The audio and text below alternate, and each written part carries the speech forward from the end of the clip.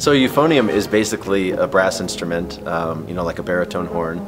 A lot of people who play the trombone also double in euphonium, or vice versa.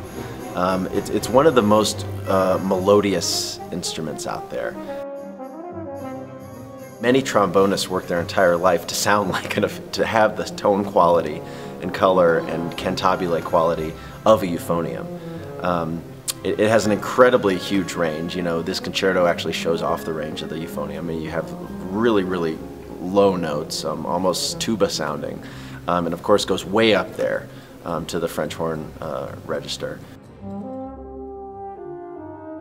This was for a concerto competition for all winds, brass, and percussion. You know, so an oboist could have won it, a flautist could have won it. We got a lot of applicants, but Stephen Vaughan really played this thing like nobody else. And I think people will really be entertained by the virtuosity shown, and also by some of the really jazz and sort of even Piazzolla-esque elements in this concerto.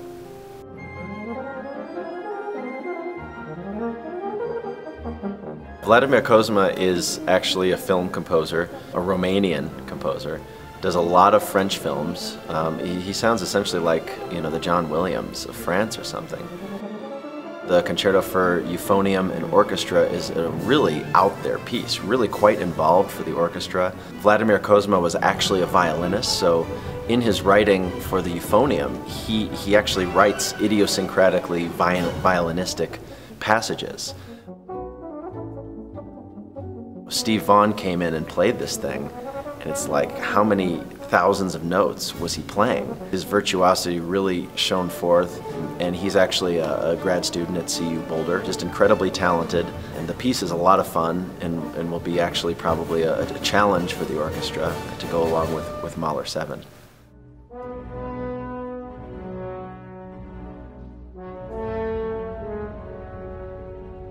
Mahler had a day job, actually.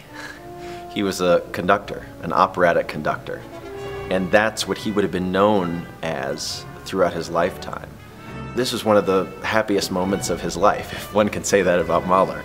You know, 1903, 1904, he had just won the top conducting post in the operatic world at the time, which was the conductor of the Staatsoper in Vienna. And this, Mahler was also a Jewish musician.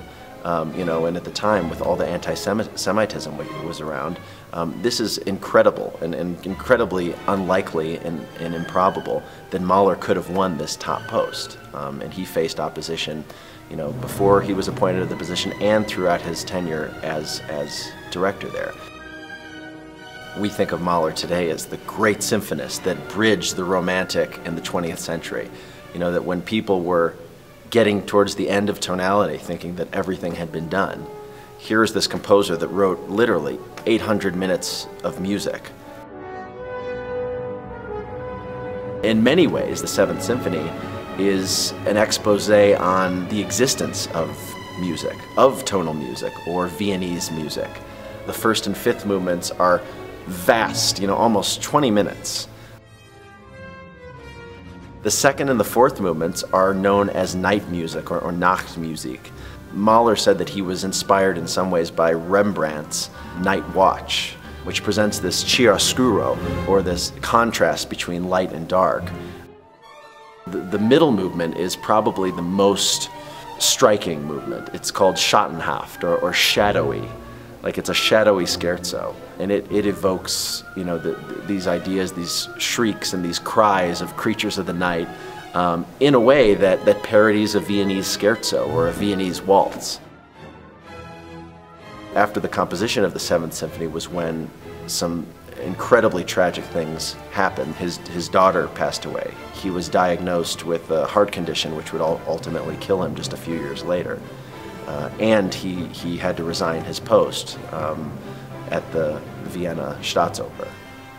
So from the time that Mahler composed this incredibly uplifting symphony and the time in around 1907 when he actually performed it, Mahler underwent an incredibly about-face transformation. His life was turned upside down. The orchestra loves playing this music. I mean, it's incredibly difficult, but you know, to play Mahler, it's an entirely different experience. You know, there's an electricity, an excitement, a buzz in the air, not only at the performance, but in the rehearsals, in every rehearsal.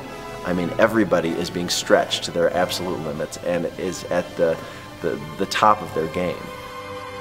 I think people will have a ton of fun with this symphony. It's a great introduction to Mahler. It was Mahler's best work, the work that he felt was his best work, which is really saying something.